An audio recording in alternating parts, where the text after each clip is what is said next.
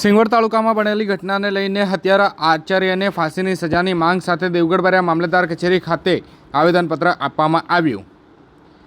આ તારીખ 25/9/2024 બુધવારના રોજ સાંજે 4 કલાકે મળતી માહિતી મુજબ સિંગવડ તાલુકાના તોરણી પ્રાથમિક શાળાના આચાર્ય દ્વારા કરાઈ હતી કાળી કરતૂત।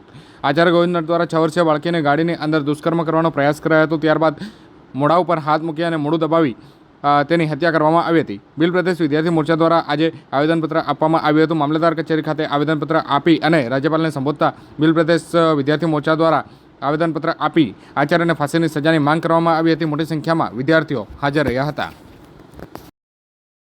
જય જોહાર, જય આદિવાસી।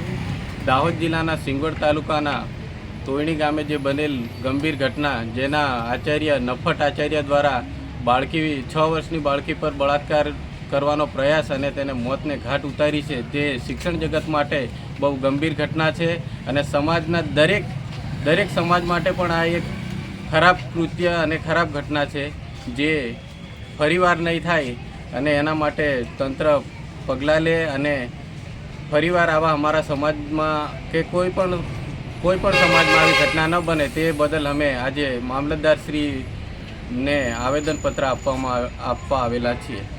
જય જોહાર, જય આદિવાસી।